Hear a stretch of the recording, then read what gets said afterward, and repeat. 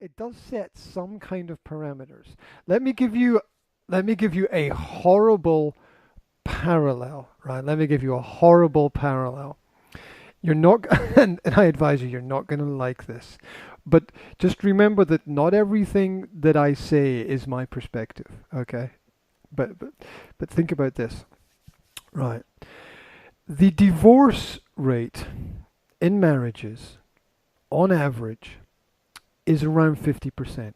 No, it's actually higher if you go to the bad areas, right? I think Bratislava in Slovakia is like 55 to 60%, right? So we know that from a business perspective, if you say to somebody, there's a 50-50 chance that this deal is not going to work, then people with a brain will walk away, right? They will turn around, they will walk away, they will go in the opposite direction and say, thank you very much, but no thank you. That's okay. I don't need this. Right. Now, um, now this is a result of part of a cultural shift regarding the basic principles of marriage. Originally, marriage was a contract of ownership, right? It was somebody had to take care of the property and the land and the people, and basically it was a contract through which the husband had ownership of the wife. Now, I don't agree with people owning other people. I just think that's terrible. Um, However, it does have some social advantages. Again, if you look at the good religious texts of history, they kind of point to this principle of leadership, and that you can balance power, but perhaps people should have their defined areas of expertise and work within that. The point is that people then have been re-educated on this principle that marriage is a contract of ownership, to believe that you get married when you fall in love with somebody. The only problem is that you don't actually really know what love is or how to define it. The poets and the artists and the painters and the musicians have been trying for thousands of years to create a universal definition of this emotional reaction, and they can't. and, and so everybody's definition is slightly different, and it works for them, and that's okay. But the principle is that when people have been allowed to work within what I think is a generally irresponsible modern definition, it's fallen apart.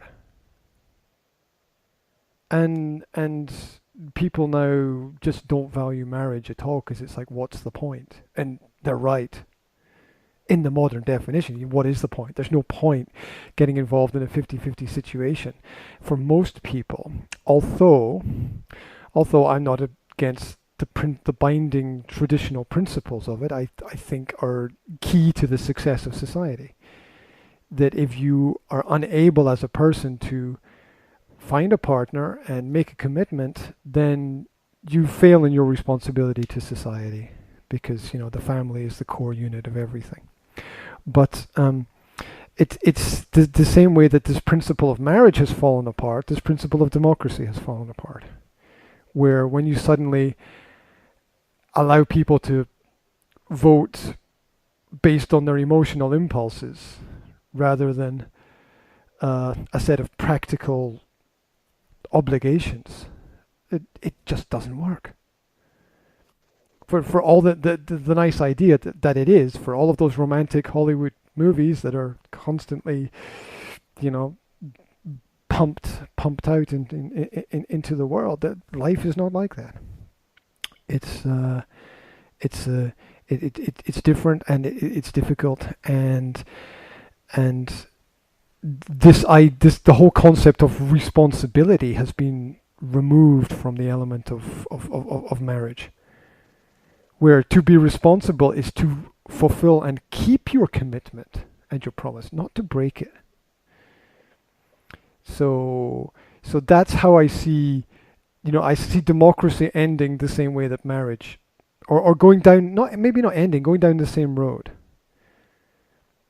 which will take us so far, and then the pendulum hopefully will swing back the other way. And as I think is happening now, that conservatism is coming back, positive conservatism, not stupid nationalistic sort of like I'm base everything on geography. It's oh god, logic just disappears. There we go. So I don't know. What are your thoughts? I agree basically with you. This crisis of social relationships and crisis of democracy, and I don't know what will be as a new. We need some new paradigm, new basic idea, because basic idea of industrialism or so is now not functioning. I think basically our generation has done what it can, and that it's the role now of the next generation that is coming to take the next step, and hopefully they are well educated enough to make the right choices. I think you are correct in your observation that industrialization is redundant as a concept. I mean, it's the school system where all the desks and the chairs are in perfect lines, and everyone is trained, especially boys, to sit in one place for a long period of time. When with children are like fireworks or firecrackers, or children are like little balloons that you blow up and you let it go, and it just kind of they fly around and bounce off the walls. So that the school as an industrial factory is a dead institution, and definitely needs to be re-envisioned and revitalized. Who is going to do that and how they are going to do that is wow, right? And school is one part of society, one part of problem, and it's questionable if we are heading to revolution or only evolution, or Oh, there's a great paradigm. how strict will be change or Yeah. next step.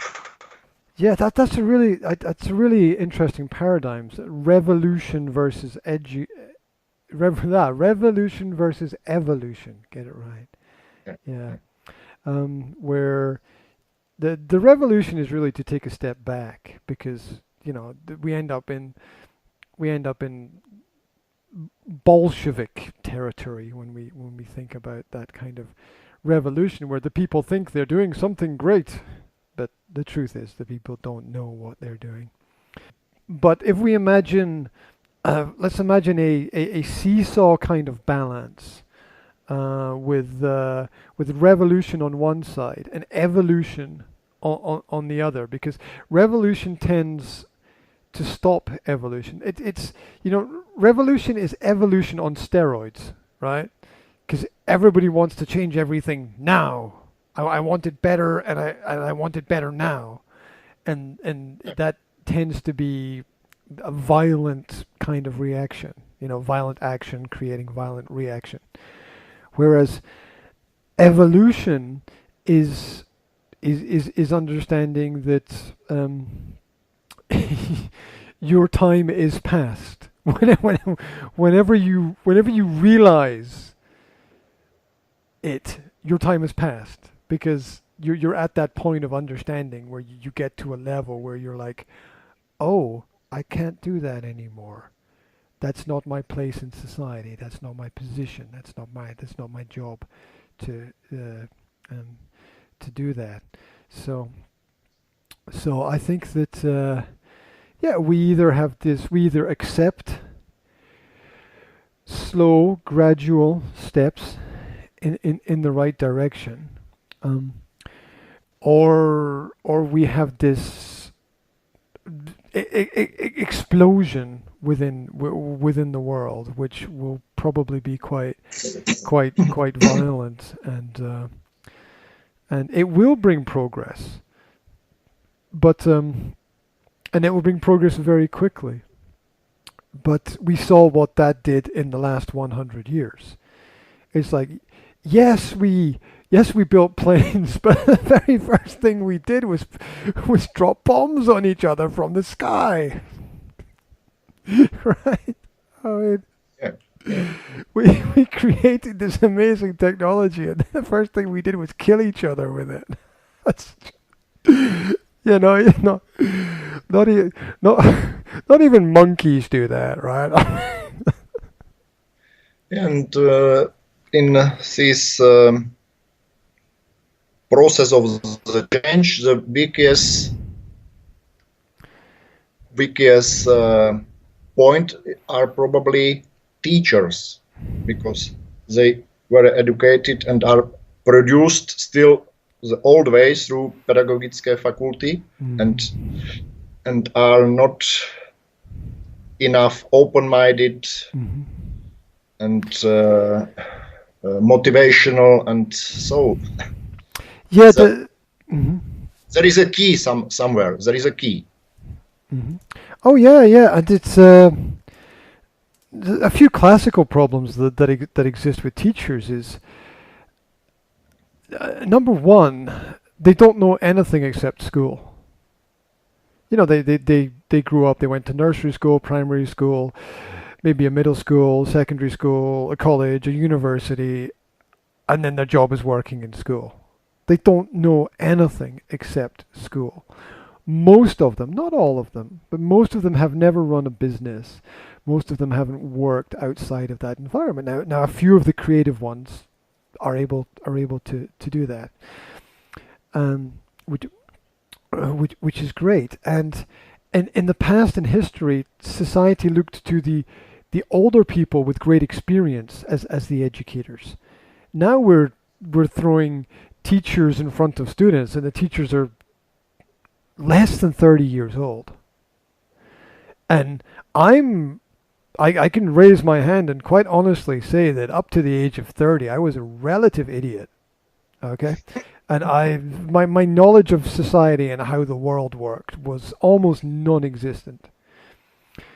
Oh yeah, and I studied teaching as well. That's just, I put that in there, right? It is normal. It is normal process of improvement of character of each person, I think. Yeah, recognizing your own ignorance is the first step to making a really positive change in your life. So, the slow realization happened. It happened to me in Slovakia actually. The world is not so simple that, for example, my 17 years old son can understand it. Now I am in real confrontation of this topic, that how to manage this understanding, how to provide for him. It can't be done, right? It can't be managed for the very simple reason that you cannot take an old head and put it on young shoulders. And when you do, and I've actually seen this happen, right? This happened to a girl in my school many years ago when I went to school.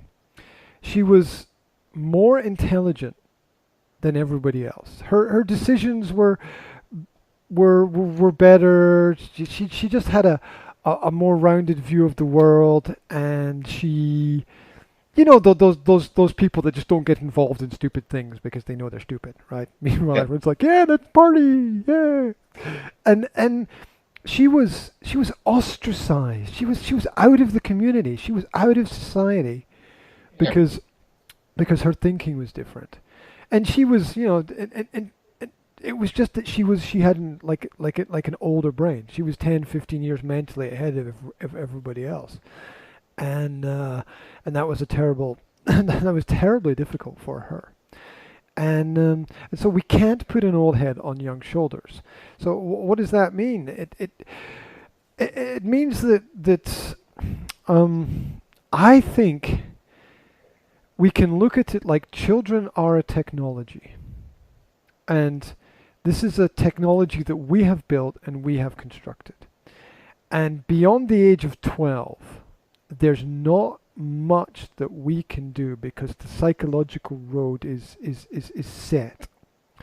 So and this is not just mental but also physical, because in the past a lot of parents controlled their children physically. Thankfully it's less like that now, and that's great. It's less like that, but it was, don't do that, smack, right? And this was until the child was big enough to hit back. And when right? And then suddenly when the child became big enough to hit back, this stopped. Yeah, I need to be careful. He's strong. Yeah. Well, there we go. And this is not just physical, it's mental as well. And so we have to remember that we can't force against, we can't push against these mental or physical borders or boundaries. And so we just have to imagine that, do you know those little toys that have keys in the back? And you turn the key, Yeah. and then, Okay, so up to the age of 12, we're turning the key, we're turning the key, we're turning the key. And then around 12, 13 years old, we let go. And off they go out into the world to make their own mistakes. A lot of the same mistakes that we made. And hopefully they will be a little bit brighter and smarter and more intelligent than we were. Hopefully they will learn from some of our mistakes, not making the same ones, but they will, they will make some of the same mistakes. And what is necessary is a broad spectrum of experiences with a firm base that is your set of rules that you follow. If you don't have a set of basic rules that you follow for your life, you are subject to live by other people's rules. And you have to have your own core set of rules. Maybe it's 3, maybe it's 5. For me, I have 10 core rules that I follow for my life. And that keeps me knowing that I'm going in the right direction. And if you don't have these core rules, if you're not able to say no to things, and this is crazy because it also means saying no to your parents as well, which is really frustrating for the parents. But if someone can say no to their parents for the right reason, then they can say no to everybody for the right reason. And that's a good thing. That's a good thing to take from that. So, so not to be manipulated and pushed and pulled by everything around about, but to have a core set of personal values and say, these are my standards. This is what I want to live by. This is why you can trust me. This is why I'm going to be a responsible person. And that's it. And if it's not there at a younger age, we just have to hope it develops naturally over a period of time as we realize our mistakes. And what tends to happen is that the greater responsibilities a person has, the greater the character of the person. Admiral Farragut was the first commander of the American Navy. He took charge of his first ship, the whole ship, the entire ship, at the age of 13. Ooh. He was considered the most experienced person and the right person for the job. Nobody objected to him being selected as the captain of the ship.